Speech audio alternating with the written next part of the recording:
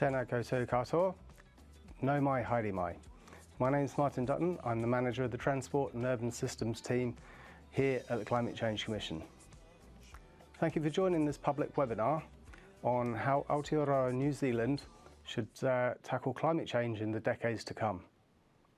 On behalf of the team here at the Climate Change Commission, we warmly welcome you to this webinar.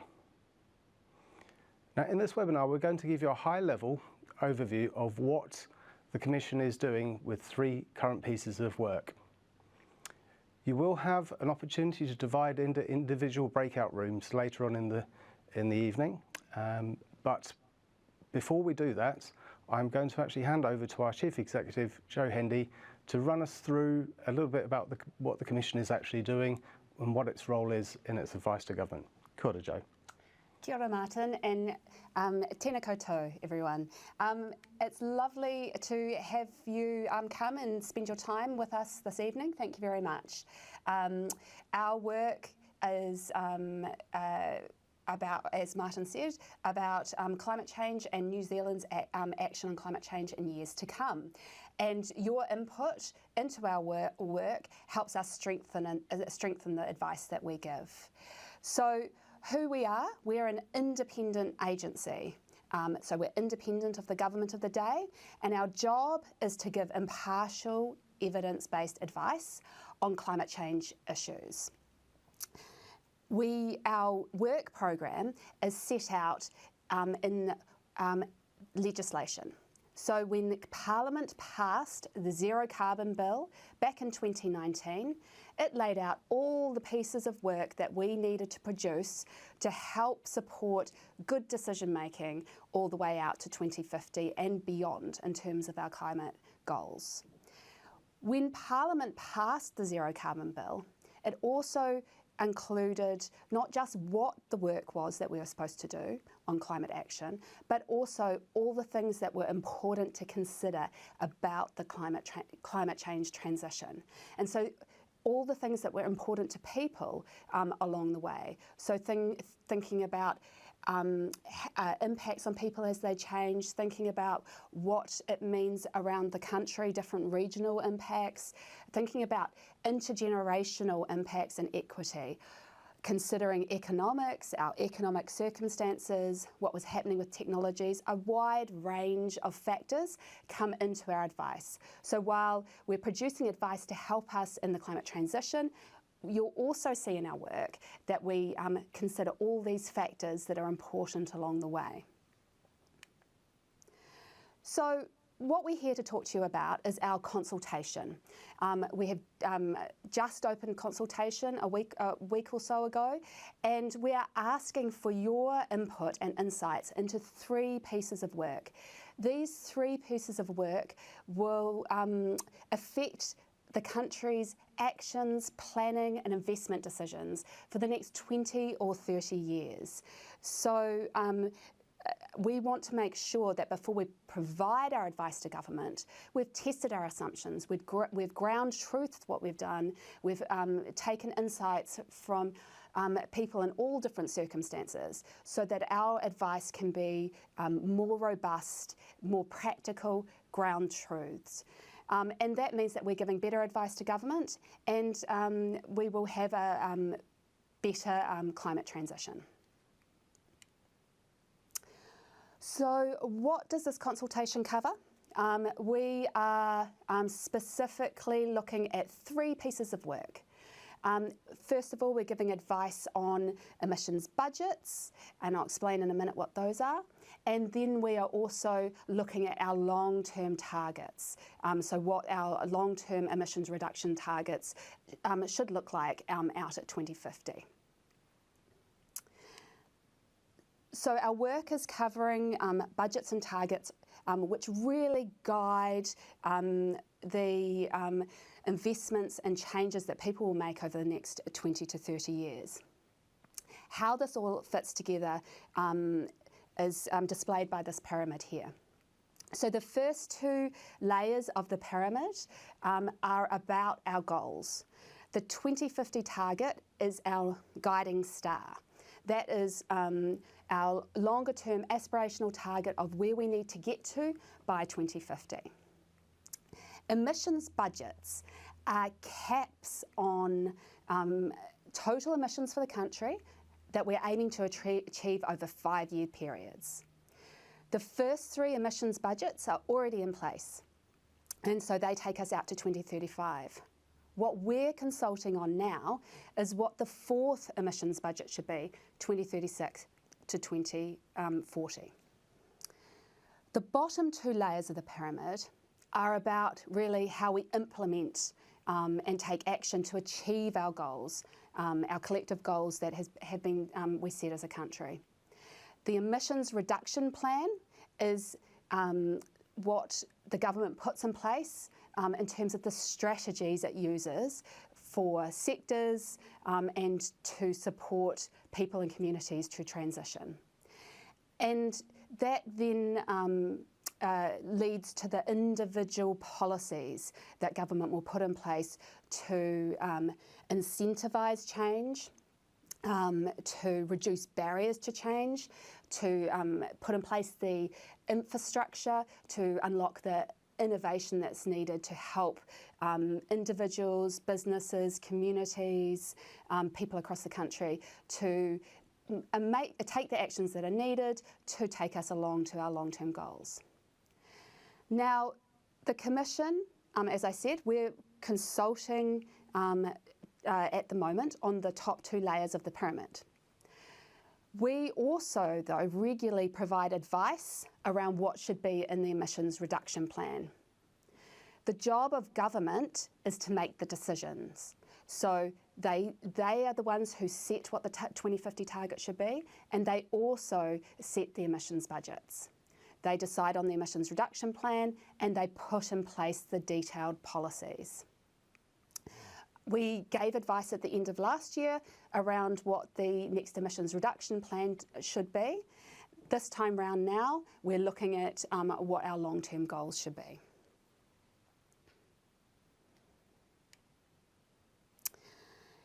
So when we're thinking out 20 or 30 years, we need to look at what different scenarios that might unfold in the future. We know that there is going to be uncertainty and things won't play out in the ways that we all anticipate. So to give us a good handle on what possible futures we might face, we use economic and technologically based models that have been developed by experts and independently reviewed. And when we develop those scenarios of different states of the possible future, we have different assumptions around how fast technology will change, how fast our systems and our infrastructure might change. And we use these scenarios to help us understand what the choices are, what the potential risks are, and where the opportunities lie. So, why does this work matter? Well, as I said before, this is going to actually feed through to affect decisions in the next 20 to 30 years. The targets and budgets inform the emissions reduction plan, which then leads to those individual policies. And those individual policies are what then incentivise people or remove barriers or help create those options for you in the future to make low emissions choices. The budgets also, looking out 15 years in the future, give people a good steer on how fast changes are likely to happen, potentially in their sectors or in their communities. So that means that we can plan and prepare and adapt and support a more stable transition. And more generally, why this work matters is that though the decisions made around those policies will affect our environment, will affect our lives and livelihoods, our businesses and our communities. And of course, climate impacts are already happening. And we saw that very dramatically with Cyclone Gabrielle last year. So when we do this work, we also think about what we need to do in terms of climate adaptation. So while this work is largely focused on reducing our emissions, we've got to make sure that what we include in our scenarios and what we're modelling is going to be robust in a changing climate. So climate adaptation and climate mitigation are two sides of the same coin. Where we get to is important, and that's around the targets and budgets, but how we get there is also important. And the changes along the way, good and bad, are going to be felt by us all. There are going to be risks and there are going to be opportunities. Aotearoa New Zealand has committed to working with the rest of the world to help limit climate change so that we keep warming below 1.5 degrees above pre-industrial levels. We are getting very close to that 1.5 degree threshold. And it is likely that we may end up in a future where we exceed that 1.5 degrees level. If that happens, the impetus globally is going to shift very quickly to bringing down temperatures as quickly as we can. So all of this means that when we look at this work, we need to change, we need a stable transition, but we also need to act with ambition to meet our global goals. The global transition is underway, and this work is about deciding what Aotearoa New Zealand's place in that transition looks like. And with that, I'm going to hand back to Martin. Thank you very much, Jo. So now we're going to actually split out into our 3 breakout rooms. So on the bottom of the screen, you'll see 3 different buttons. Session 1 will be for the emissions budgets work. Session 2 will be on the emissions reduction emissions targets. And session 3 will be on international shipping and aviation. So you'll have about 5 minutes to transition into the breakout rooms. But then once the breakout rooms and the question and answers have actually finished, we'd like you to all come back in to the main session by pressing the plenary button at the bottom of the screen. There'll be an opportunity to have any further questions and answers that you might have across any of the 3 projects, or any that didn't actually get answered during your session. We'll also be going through what the next steps are. So over to the breakout rooms.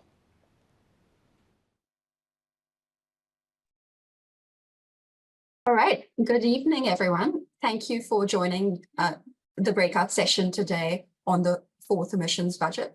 I'm Gillian Thornton. I'm the manager of the emissions budgets team here at the Commission, and I have with me Chris Holland. So kia ora, I'm Chris Holland. I'm a principal analyst in the emissions budget team of the Commission. So in terms of how the session will run, we have a presentation for you to go through the advice, the draft advice on the 4th emissions budget. And after that, we have a bit of time for questions and answers as well. And after this session concludes, we can go back to the main session and meet up with the other, with Jo Hendy and Martin Dutton, who introduced the session, as well as with the other projects as well. So before let's just get the slides going. Yeah, we've got the main slide here. So what we'll be talking to in relation to the draft advice is what the level for the 4th emissions budget should be. So this is the period 2036 to 2040, as well as proposed revisions to budgets that have already been set. So that's budgets 1, 2, and 3. Okay, there we go. All right, so before I talk through the advice on budgets itself, let me just take a bit of time to introduce the target that we talk about. As you can see, we say it's a target, but it really has 3 parts to it. The first part, which is the net zero part of the target, this relates to all greenhouse gases outside of biogenic methane. So this is methane from biological sources like sheep and cows. And this target is net zero by 2050 and beyond that. So we want to emphasize that it is also maintaining net zero at that point.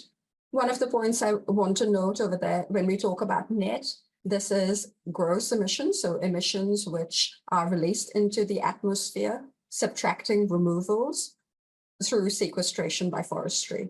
So as forests grow, they absorb carbon dioxide and from the atmosphere, and that gives us the net. That's what we refer to as net emissions. The second two parts of the target relate to biogenic methane, and this is what we refer to as a split gas target.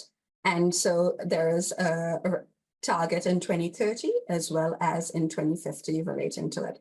And this just reflects the different warming effects of methane from other gases as well. So the emission, so I talked about the target, that's the guiding star. Emissions budgets then translate the efforts towards the target into meaningful, measurable steps. So that's why we refer to it as stepping stones to the target. And each budget is lower than the previous one. Emissions budgets are important because of the certainty they provide. There are always at least 3 budgets in place. And what that means is that there is a view to the emissions reductions needed at least 10 years in advance. And this can give people certainty to base decisions about investing and planning. Emissions budgets set the maximum quantity of emissions that are permitted in a 5-year period, and they are required to be met as far as possible through domestic means. So this is emissions reductions that occur domestically or removals in New Zealand as well. Now, the only other point I wanted to make is that the draft advice and the final advice that we will eventually be putting out on emissions budgets, there's quite a clear direction from the Climate Change Response Act that guides the shape of that advice. So it guides the when the advice needs to be produced. So every 5 years we provide advice on a new emissions budget period. What is in the advice? So as I said at the start, this is about the level of the 4th emissions budget, as well as revisions to budgets that have already been set. But in addition to that, we do also provide advice on the different emissions reductions that are required by greenhouse gas, as well as, for example, the balance between between gross emissions reductions as well as removals. And that's just a few of a large number of requirements in the Act. And then the last point is the how as well. So in terms of the advice that we produce, we are required to consider the impacts that the emissions reduction actions that we are proposing, the impacts that those would have on the economy, on the environment, social impacts, and the distribution of these regionally and by sectors. We're also required to consider the impacts on Maori. Okay, so where have we landed with our draft advice, which we are coming to you for consultation? This is what we are showing in the chart here. The bars that you can see in blue are the 3 budgets that have already been set. The green bar is the new advice that we are putting out, and our proposal is 134 megatons of carbon dioxide equivalents. Now, this is aggregating all of the different greenhouse gases, the warming effects of this, and translating it into a single number. As you can see, it is a step down from the previous 3 budgets, and this is a good news story. It's telling us that the collective efforts that we have made over the past few years is having an impact, and the actions which are necessary in the first 3 budgets will put us in a good position to achieve further emissions reductions in the 4th budget period. So as I said at the start, we do have to provide advice on the balance between gross emissions and removals. And this is what the chart here shows. So you can see that carbon dioxide removals balance roughly half of the total gross emissions. And this really emphasizes the importance of forestry and the role that it has in achieving emissions reductions in the next 3 budgets, but particularly the 4th emissions budget period.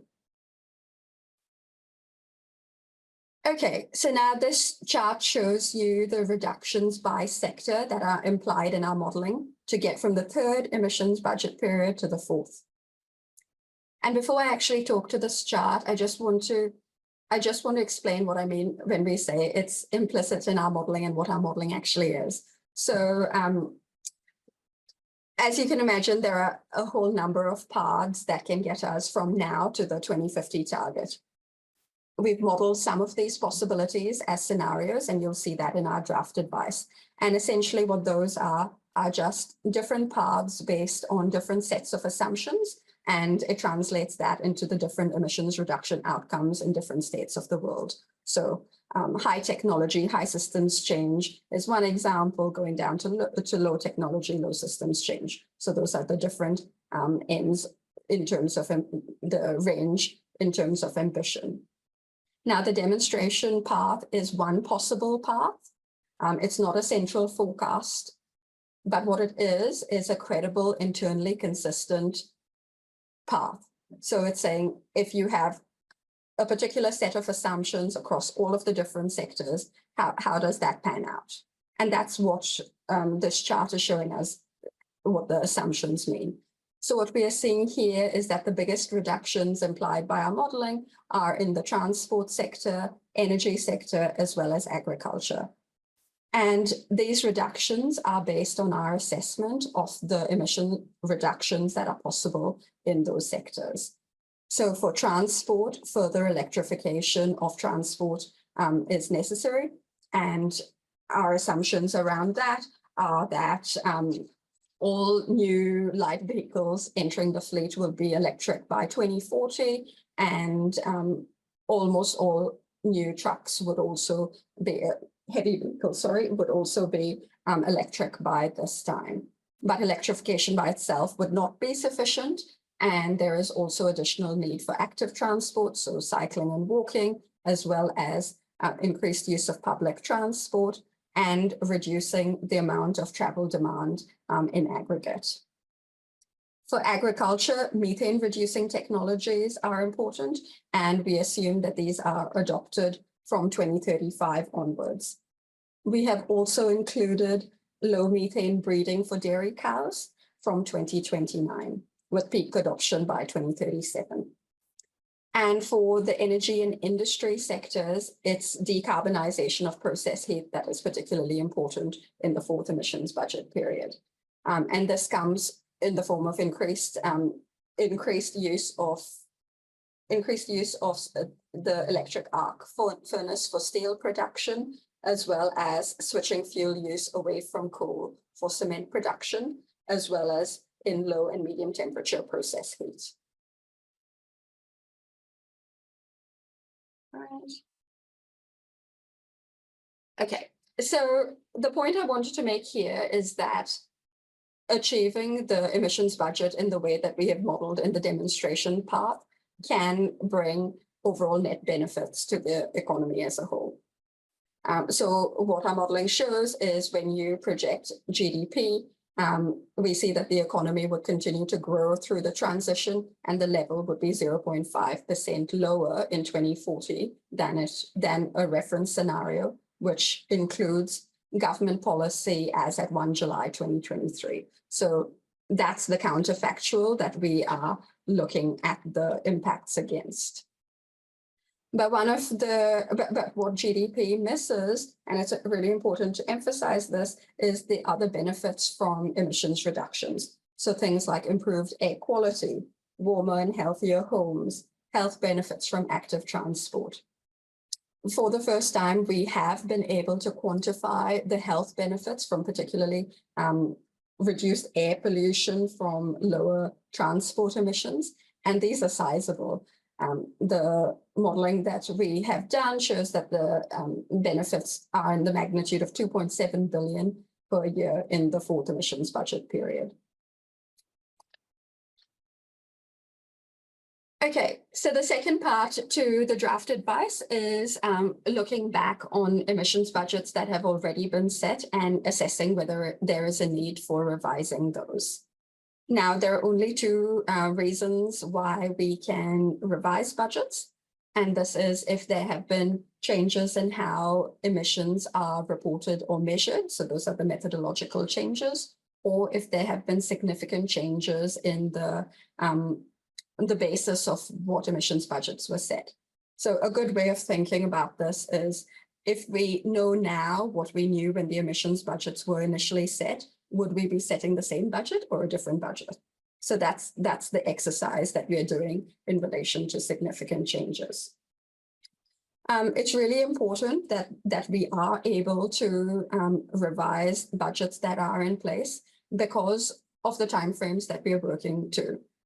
So as you can imagine, you could expect technological change in a 10 to 15 year horizon, changes in economic circumstances, changes in social circumstances, science, the international environment. So these are things that we are required to consider. But at the same time, the bar needs to be high, and we can only change it for the specific reasons I've already talked about, because we do also want to ensure that budgets are providing the stability that is intended. So this goes to the point of providing certainty for investment decisions. Now, this is the first time that we are providing draft advice on revising budgets that are already in place, and we have developed a framework for assessing this, which you will see in the draft advice, which is on our website. So where have we landed? Well, we are proposing changes to budgets 1, 2, and 3 on the basis of methodological changes. So this is just changes in how the emissions are measured and reported. This isn't a material change in activity, which is leading to a change in emissions. We're also proposing that budgets 2 and 3 are revised, and this is to reflect the higher levels of afforestation, so more forests that have been planted between 2020 and 2022 than we had envisaged when the initial budgets were formulated. And the reason for this being a significant change is that this really changes the assessment of what is feasible in terms of emissions reductions in those periods, because if there is more forestry and the level of gross emissions reductions is unchanged, it means what you can do in terms of reducing emissions is greater. Now, the only other, there were a couple of other points I wanted to make in relation to this. Yes, so I guess before that, the revisions that we are proposing are the dashed lines that you can see on the bar chart. So each budget would be lowered by the bar that you can see over there.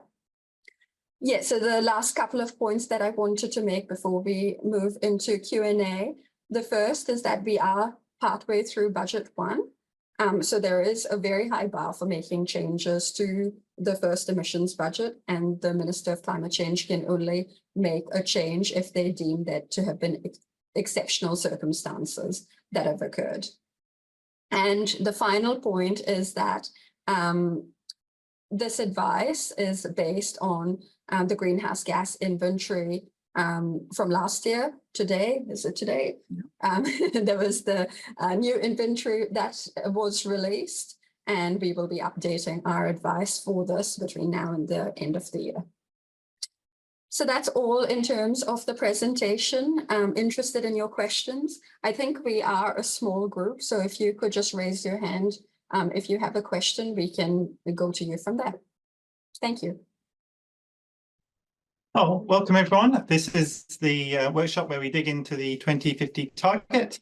I'm Corwin Wallens. I'm the project lead for the 2050 target project. And with me, I have Sam King, who manages the project. Have questions, if you could put them through in the chat, and when we get to the end of a short presentation, we'll get into them really. So I'll hand over to Sam, who will take you through a bit of a presentation outlining what this work's about and some of our key findings. Sam. Thanks, Colin. Good evening, everyone. It's great to see so many of you here tonight and interested in our work. So, as Colin said, this is about the 2050 emissions reduction target, and that's our guiding star for climate action. So it's really important to regularly check that it's still fit for purpose and keep the country moving in the right direction. So every time we review budgets, we also review the target. And we look at evidence since the target was originally set and used to determine if anything has significantly changed. And then we see that change and see if we need to rethink the target.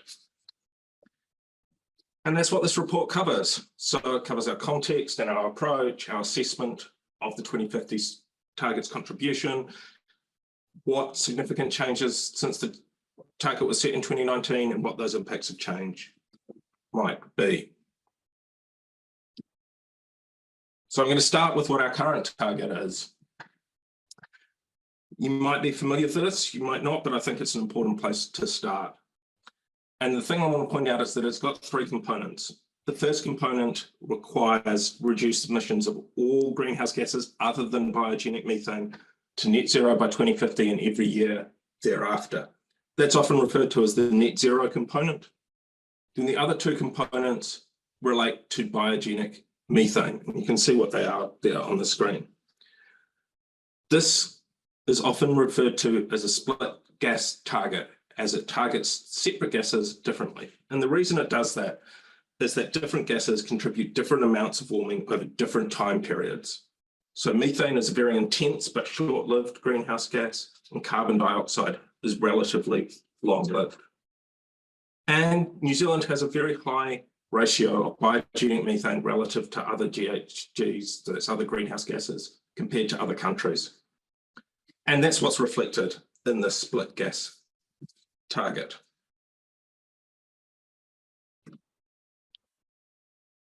There's no such thing as a perfect target. In setting the 2050 target, Parliament made a judgment call which came with a balance of benefits and trade-offs. The decision of whether to recommend changing the target, and if so how, will be a matter of judgment for the government. One of the goals of the Climate Change Response Act is to contribute to global efforts to limit global temperature increase to 1.5 degrees above pre-industrial levels. Cut that one out. And so to look at this, we look at what the global efforts are, but also what New Zealand's contribution to those global efforts is. And we take a range of perspectives to see what our contribution is and what might be a fair or good contribution. So these aren't the only ways of looking at it, and as we'll discuss later, what our unique national circumstances are also plays a big part in this. So we look at per capita emissions, whether every person in the world has the same right to emit the same emissions. We look at our capacity or ability to pay, that's where emissions reductions are linked to GDP or people's wealth.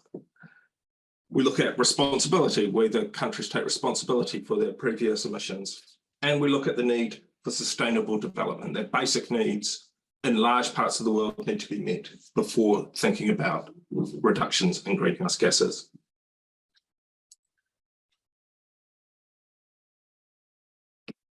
So, as I said, the goal is to contribute to global efforts to limit to 1.5. So it's important to look at what those global efforts are and how things are going. Unfortunately, the world is not on track to limit warming to 1.5 degrees. And it's going to need sustained reductions before and after 2050 to bring temperature rises back down to 1.5 degrees. That's going to involve removing long-lived gases, carbon dioxide and others, through forests and potentially some other new technologies, and further reductions in the rate of short-lived greenhouse gases. And for our purposes, the most important of those is biogenic methane. Why 1.5, you might ask? 1.5 is what the science tells us will avoid the worst impacts of climate change. Now, it's important to note that at 1.5, there still will be significant impacts of climate change, but that is the number that the World has agreed, based on the science, that limits the worst impacts.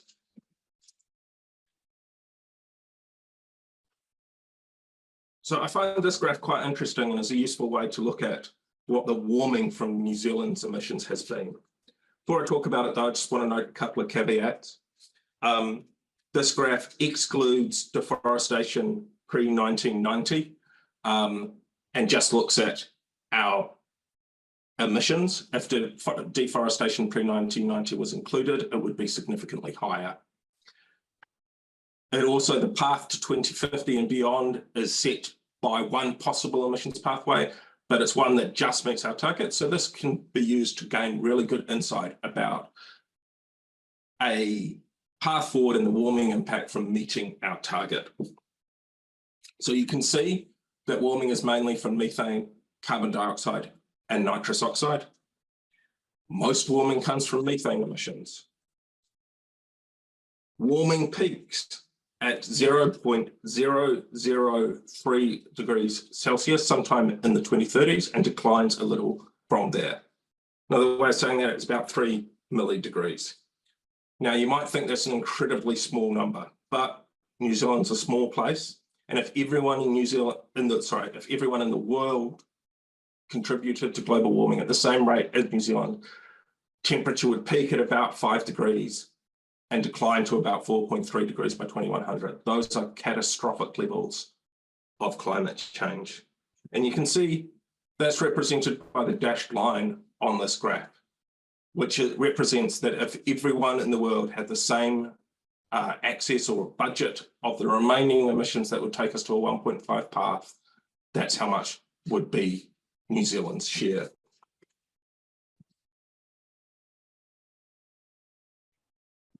Now, looking at those perspectives, the global burden sharing perspectives that I discussed before, what our contribution to warming is not the only way, and it's not the only factor that goes into setting a target or changing a target.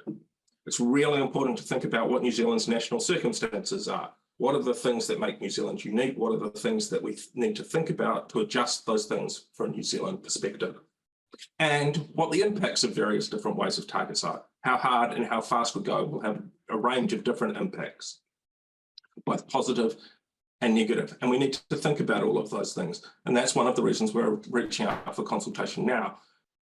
We want to know, what do you think of our approach? Are we missing anything? How would those national circumstances play? Do they justify moving away from these IPCC burden sharing perspectives? We'd love to hear from you here and via submission about all of those things.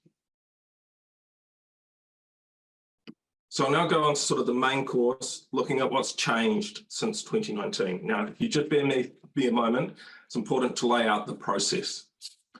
So it's a two-step process. We can only recommend a change to the target if there has been a significant change in one of a range of circumstances laid out in the legislation as it relates to climate change, and that change in circumstances justifies a change in the target. If we find both of those circumstances to be true, we may recommend a change, and we can recommend a change to when the target may be met by. Could be 2040, 2050, 2055, any range of a number of possibilities. The level of emissions required, more or less. What gases the target applies to, whether we do separate things for biogenic methane as we currently are, or possibly other gases, or something where we lump them all together. All of those options are possible. And then the final one is how the target should be met, including whether there should be specific targets relating to removals of carbon dioxide from the atmosphere or offshore mitigation.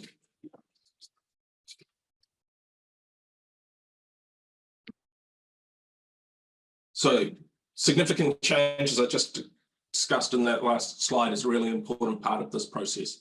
And to decide whether a change is significant, we went through the process you can see on the screen. We assessed each change to see whether it's important, whether it's consequential, and whether it was notable. An enormous amount has changed since 2019, but we're only looking at changes that at a national level warrant a change to the target. We found there a significant change in 4 factors. First of these is global action. As I said before, the world is not on track and needs to take stronger action to limit warming to 1.5 degrees. The other thing we found that is since we set our target in 2019, many other countries that we compare ourselves to, including trade partners, countries with similar economic profiles to ours, has set more ambitious targets than New Zealand. The second change we found relates to the scientific understanding of climate change.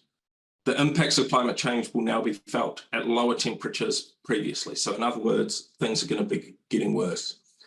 And that's a combination of those events, but also our greater understanding of the exposure of humans and ecosystems to those events. I think it's important to note at this point, we did not find any change to the physical science of how methane warms the atmosphere. The third change we found was whether there was a change in technological developments. Since 2019, there has been a compound that changes the internal chemistry of cows and sheep so that they produce less methane. This gives us hope that such a compound could be developed that can be used commercially and at scale in New Zealand, like this compound is overseas, and that it might erode our current advantage in producing some of the most emissions efficient produce in the world. Then finally, we found that there was a change to the principal risks relating to the removals of carbon dioxide from the atmosphere. Forests are the way we do that in New Zealand, and forests remove and store carbon dioxide, and they are critical to any path of achieving the net zero component of the 2050 target. We're also in a very fortunate position in which forests provide Aotearoa New Zealand with options to reach net negative emissions in the long term. However, since 2019, some rural and iwi Māori communities have experienced negative impacts related to forests, including impacts from slash and erosion in extreme weather events and changes in the employment profile offered by forestry. So we think these topics have not changed significantly. We acknowledge the personal experiences and impacts are important, but our task set by legislation is to look at what warrants a national level change. And again, to make sure we're on a firm basis on whether we recommend a change or not, we're asking you, do you agree with our approach? Are there any other approaches? Have we missed anything? Do you agree with our findings? Is there any further important information or evidence? And we'd really love to hear that.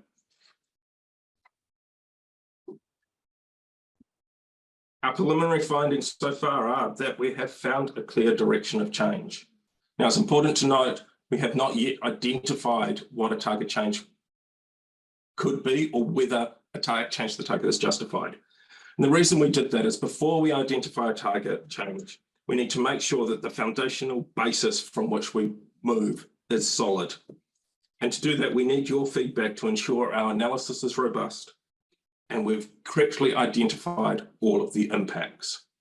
However, we do think there is a clear direction of change. We have found no evidence to support weakening the current target and enough to consider strengthening the current target. But there are many types of positive and negative impacts that could result from strengthening the target, and we need to hear those, and we need to look at those, and we need to make judgments and analysis around those.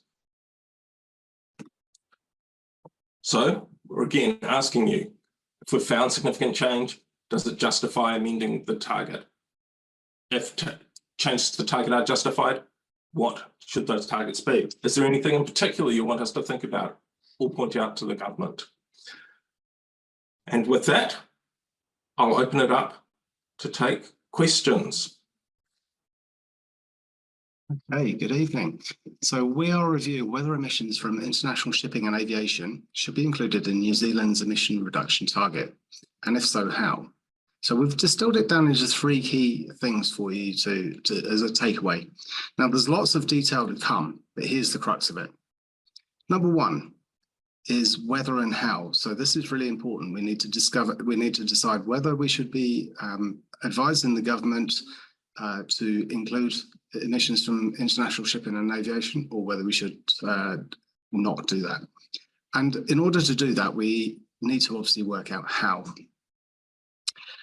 It's important to note that we're looking at targets the actual target rather than the policy direction itself.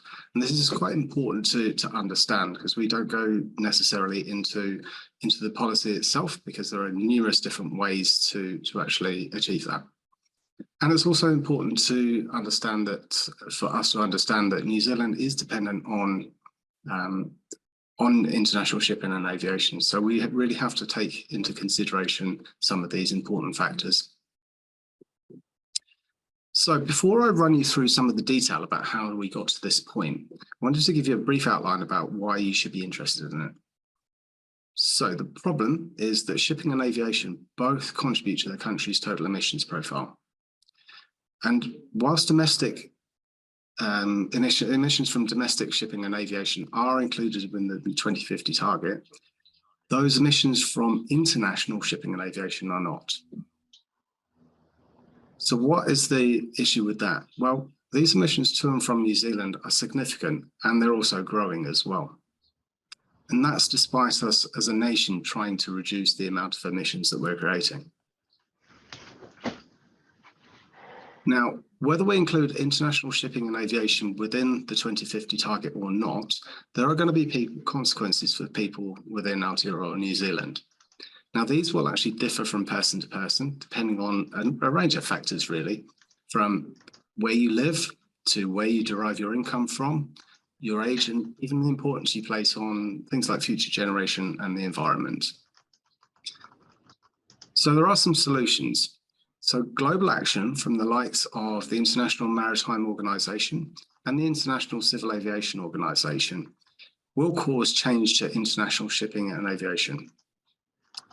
Now, the choice for the country is to what extent it seeks to play an active role in this process.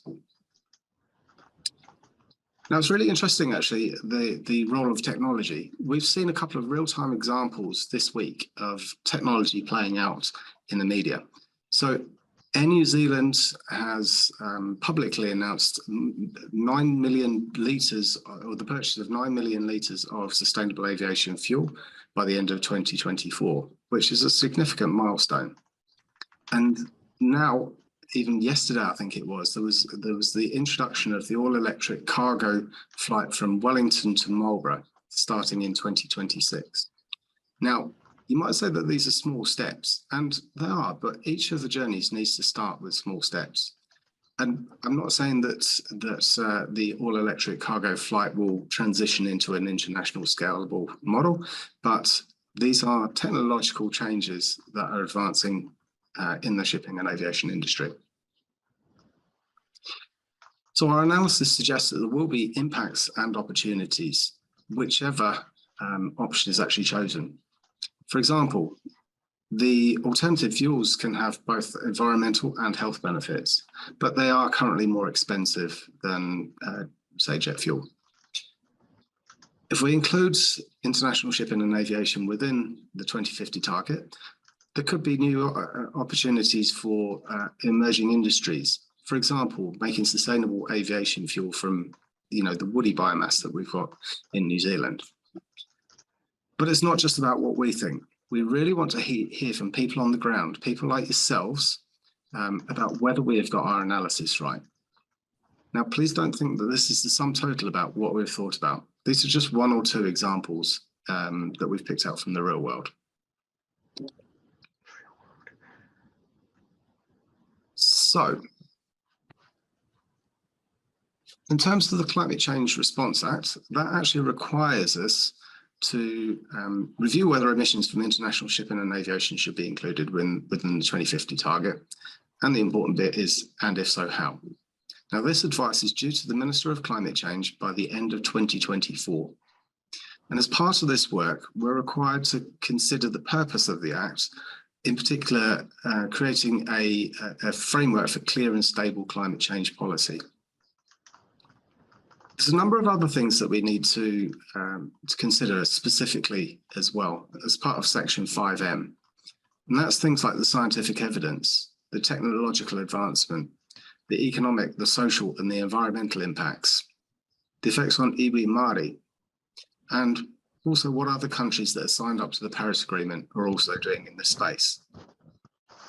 Now, unlike the advice on budgets and the 2050 target overall, which the Commission needs to give on a 5-year cycle, we're only required to give this advice, well, in theory anyway, we're only required to give this advice once. So for these that don't actually know much about the emissions reduction target, Aotearoa New Zealand has a split gas emissions target. Now, what this means is that biogenic methane, which is methane that is produced from biological sources, such as cows and decomposting waste and things like that, is considered separately from other greenhouse gases, things like carbon dioxide, nitrous oxide, F gases. So this is due to the different impacts that methane has compared with other greenhouse gases. Now, the net zero component of the target means that this part of the target can be either met by stopping the emissions from happening at the source, for example, by changing fossil fuels to electricity or biofuels, or it can be done through removals. So this is things like planting trees to absorb the carbon dioxide. It can also be a combination of the two.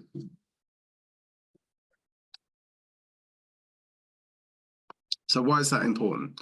Well, the 2050 target currently includes emissions from domestic shipping and aviation, but it excludes emissions from shipping and aviation to and from New Zealand.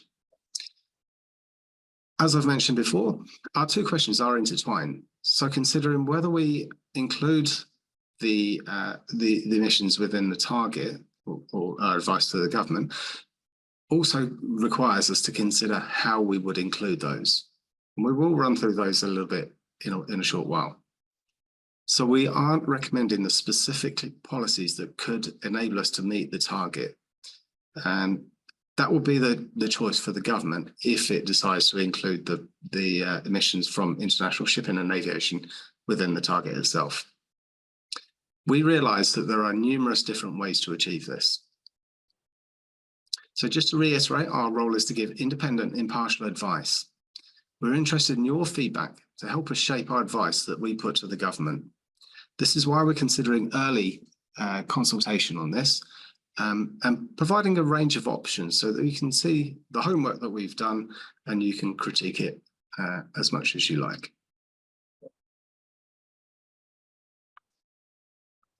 So in terms of the actual context, so international shipping and aviation's emissions are significant and they are growing as well. Historically, they were about 2% of the world's emissions. But if no action is taken, they could actually grow to consume over 20% of the world's of the emissions that scientists have actually calculated that will give us about a 50% chance of staying under that 1.5 degree threshold. So global action is happening already, and it is increasing as well. Through organisations like International Maritime Organisation and the International Civil Aviation Organisation. These organisations are actually coordinating those global efforts in this area. Both organisations have set net zero 2050 targets for their respective sectors. But these goals are not likely to be met without domestic action to complement these international efforts. So major economies like the UK, the EU, and the USA have already started to take some of these complementary actions by putting in targets in place for their respective jurisdictions, and also starting to develop some of the policies that will enable them to reach the target. Now, as I said earlier, as New Zealand is an island nation, we're at the end of the world, we're miles away from anywhere. So we are very, very dependent on international shipping and aviation, probably more so than other countries. So international shipping and aviation is vital to many New Zealanders' livelihoods, for connecting people, for tourism, for holidays, and for buying and selling goods as well. And the choices that we make about international shipping and aviation are important for global reputation as well. So if we don't do anything, it could affect the country's access to those overseas markets for export and tourism as well.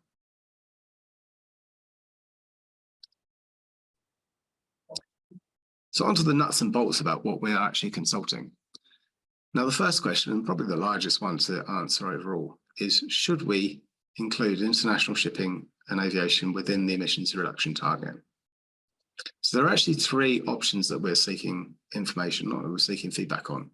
So the first one is to include, the second one is to exclude, or the third one is, if we're not quite sure, we could potentially reconsider the issue in future reviews. Now, initially, we think our finding is that an inclusion of international shipping and aviation within the 2050 target would be consistent with the national and global targets. And we think it would level the playing field up for some of the domestic players as well.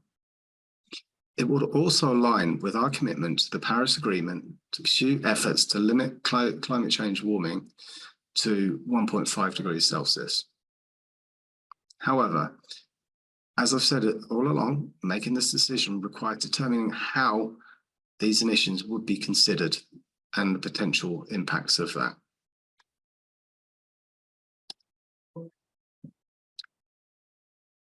So the first area that we are considering as part of the how is how to count these emissions. So if international shipping and aviation emissions are included in the target, the decision would need to be made on how they could be counted. So we've identified what we think are six realistic options for your feedback on.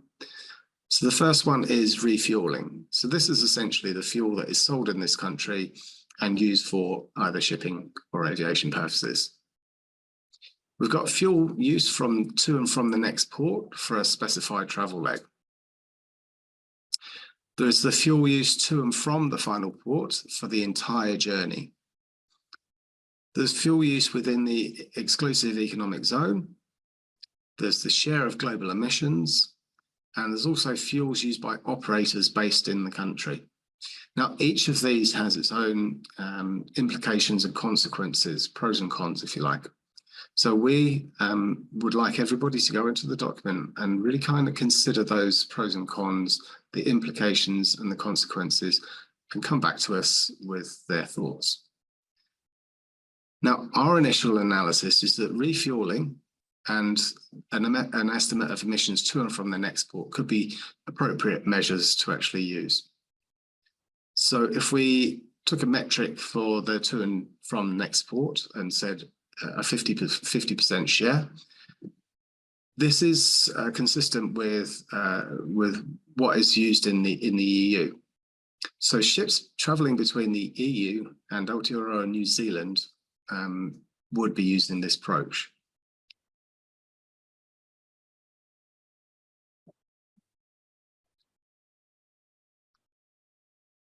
So the next thing we're considering are the other impacts as well. So in addition to the greenhouse gases covered by the 2050 target, international shipping and aviation has other impacts as well. So these are impacts on the atmosphere, and a decision will need to be made about whether we include these or not. So we could potentially include the other impacts through a multiplier. So multiplying the carbon dioxide impact from aviation by 1.9 times for the impact of international aviation has previously been calculated. However, we know there are some complications with this. So data taken during the COVID-19 pandemic, when international flights were restricted, has indicated that this impact might not actually be as large as it first thought when the impacts were originally calculated. Another option is to exclude the impacts from the target at this point. And then the final potential option is to reconsider in future reviews of the 2050 target, or possibly earlier if there was a significant change. Now, our initial finding for this is that we're not quite sure if the scientific evidence is certain yet, so we think it's probably best to reconsider until the scientific evidence is more certain. However, we would value your judgments on this potential initial finding.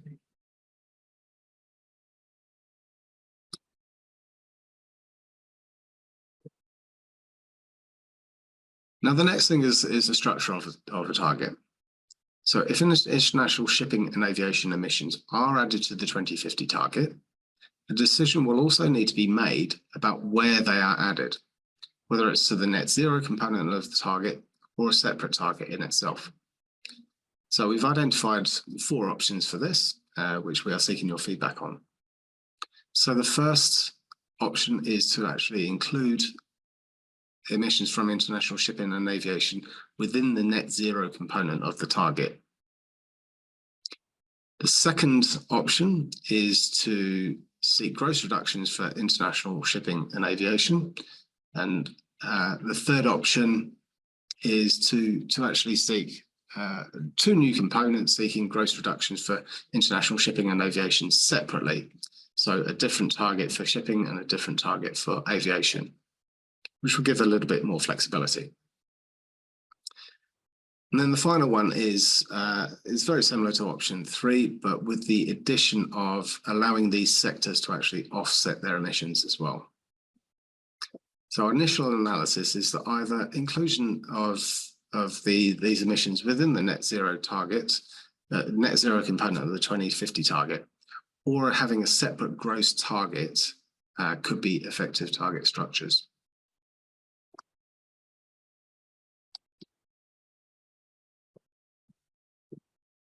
Now, the final piece of information that we're actually trying to assess is if international shipping and aviation emissions are included in the 2050 target, we've got to look at the ambition level. So decisions will need to be made about the level of ambition that we need to aim for.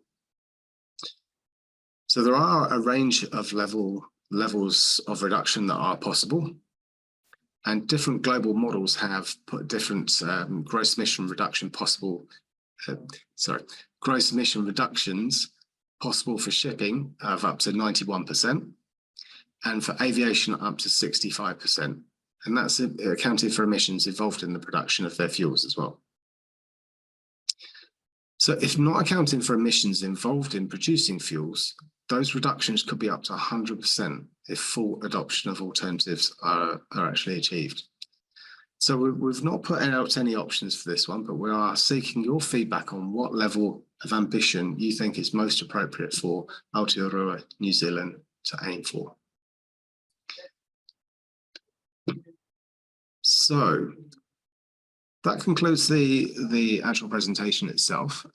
We would like to invite you to question us on any part of what you've heard tonight, or if you've had any opportunity to look through the document itself. So you can do that in one of 2 ways. You can either raise your hand and speak, or you can put a question in the chat function. Welcome back to the main room. I hope you had some great sessions with the individual teams. And now we've come back to have a general discussion where you can ask questions of the whole panel. But before we do that, I'll just quickly go over how you can make a submission, because we're very keen to hear your feedback. So you can either, once you've read the consultation document, go to our website, and there's an online platform, haveyoursay.climatecommission.govt.nz. You can also provide submissions via email or post, and the email address is there, haveyoursay@climatecommission.govt.nz.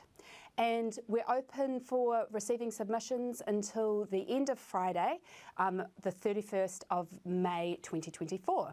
So please, we'd love to hear what you think about our assumptions and what we've put in our consultation documents, receive any new evidence, and gain your insights.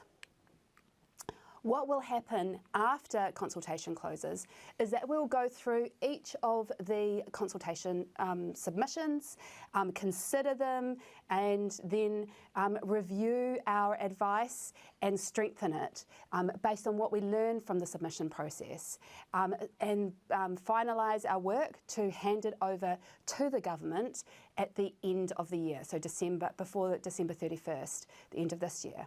Then it's over to the government. They have until the end of 2025 to make their final decisions using our advice and other work that they do. So please do submit into our consultation. Now I'm going to hand over to Martin, who will run any final questions for the group as a whole. Thanks very much. And what would be really useful is if anybody does have any questions, then they submit them through the question and answer function.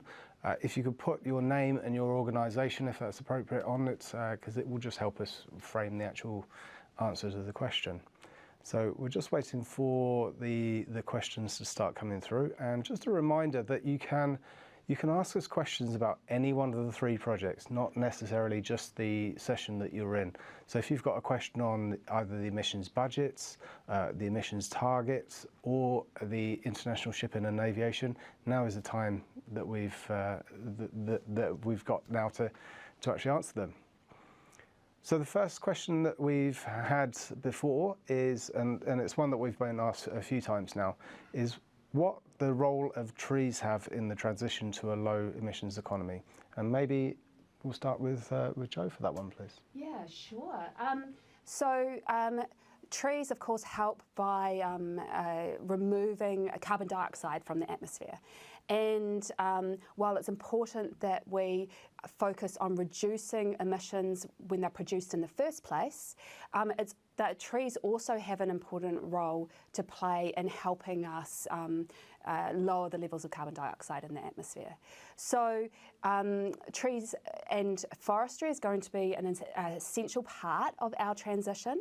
We can't get to our goals without forestry, but at the same time we need to make sure that the forestry that we do use is well managed, so that we're managing any local impacts, any environmental impacts, and we are also making sure that we have an emphasis on reducing those emissions in the first place.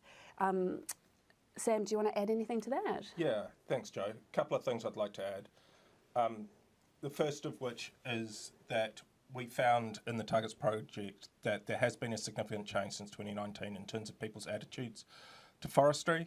As Jo, I think, touched on, several rural and iwi Māori communities in particular have been significant adverse impacts from erosion and slash after big events like Cyclone Gabrielle, with devastating consequences.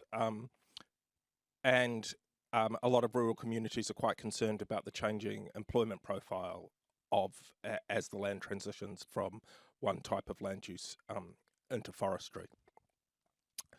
The other thing I'd add is that we are in a unique position in New Zealand where we've got a great opportunity for trees to play a role in getting us to potentially net negative emissions before or even after 2050, which we think is something that might be required in order to get the world back on track to 1.5 degrees. Thanks very much, Sam. So you mentioned about the economy and about concerns really with cost of living. So can New Zealand afford climate action when cost of living is such a big concern at the moment? I'll open the floor up to this one. Well, I might start. Actually what we've found is that many of the things you do to help with reduce our impact on the climate actually make us better off. So in our modelling that maybe Chris can talk to in a second, we actually find that the benefits outweigh the costs. And when you think about, in terms of, say, the cost of living, investing in electrification of the economy will actually reduce our costs over time. And there are also really broad public health benefits from reducing the emissions and the pollution that comes from petrol and diesel cars and transportation. So there are a lot of benefits that will actually mean that we will be overall better off, not to mention helping reduce our impact on the climate. But at the same time, we know that the effects of the transition will be felt unevenly, And previously we've been given advice to government that it's really important that they put in place support for people who are less able to change or have fewer options for reducing their emissions, and maybe will be bearing some of those short-term costs more directly. So overall, we're going to be better off from climate action, but at the same time we need to make sure that we support people through the transition. Chris, did you want to add anything?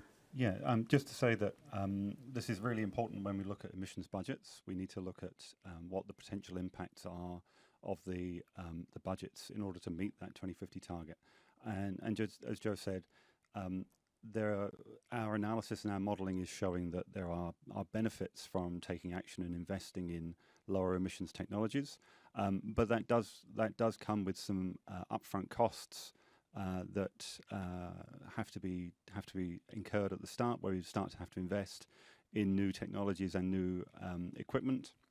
Things like EVs typically have a higher upfront cost when you buy them, but then provide savings from reduced fuel costs over their life.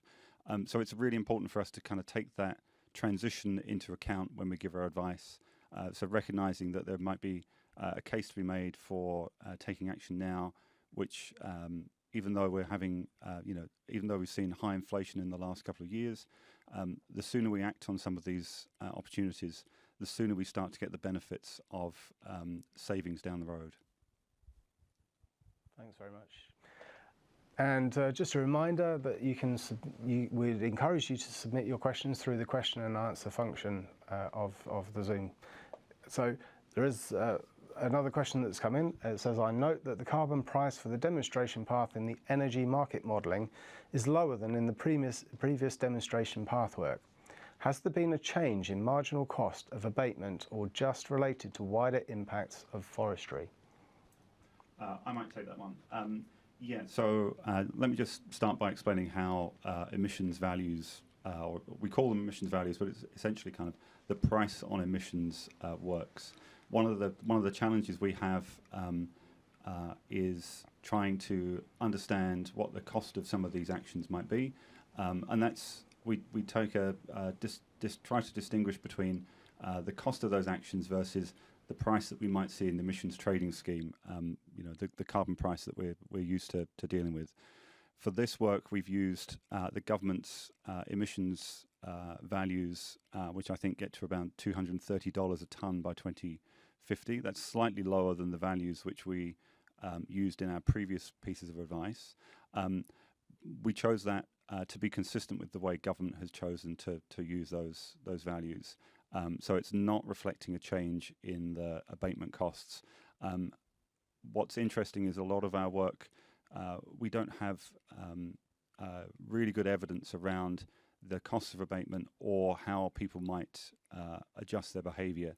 So while abatement costs are useful in some sectors where we know people or businesses respond to those prices in a very predictable way, in other areas, for instance, looking at walking and cycling and people's decisions to switch the way they travel, that's not particularly helpful piece of information. So we use it judiciously in our advice where it's appropriate. Thanks very much, Chris. So we've got a question here for, I think, Sam or Corwin. So why is the target for methane softer than for CO2? Are we saying a big transient excess temperature is okay for a few decades? Yeah, thanks very much for the question.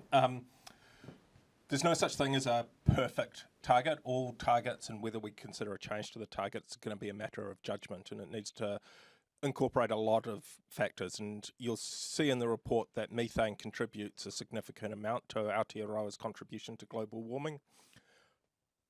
But at the same time, it's different, and it has a different lifespan than carbon dioxide, and we have a significant amount of it. And there are certain things about the agriculture sector, including the options and technologies that they have for reducing methane, that may make you think that they should be treated differently. Corwin, do you want to add anything? I mean, I would just reiterate that we do have three components of the target. And so for all gases other than biogenic methane, It is net zero by 2050, which means that any continuing emissions are offset by removals. For the biogenic methane component, it is a 24 to 47% reduction from 2017 levels by 2050. Now, this does mean there are still emissions and there is still warming in 2050 and every year thereafter coming from biogenic methane.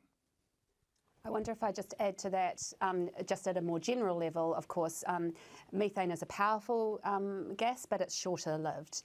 And the IPCC work shows that while the long-lived gases, such as carbon dioxide, well, actually, carbon dioxide need to get to zero and then potentially get negative, we can maintain a certain level of methane that's above zero and keep below 1.5 degrees. So it's really important when we're doing this work to be always factoring in the different nature of those gases, especially when it has quite a different impact on the climate. I think the question also talks to the short-term power of methane as well, which we also think about. Wonderful, thank you very much. So I think we're down to the net zero question now. So I think we've judiciously wrapped up everything that we can do for tonight, and I wanted to just extend again our gratitude for your participation tonight. We hope you've all enjoyed being on the webinar and learning more about the work that we've been doing. I would encourage you to go onto the online portal and make your submission or send us an email should you wish to ask us any questions. That's all for tonight. Ka kite.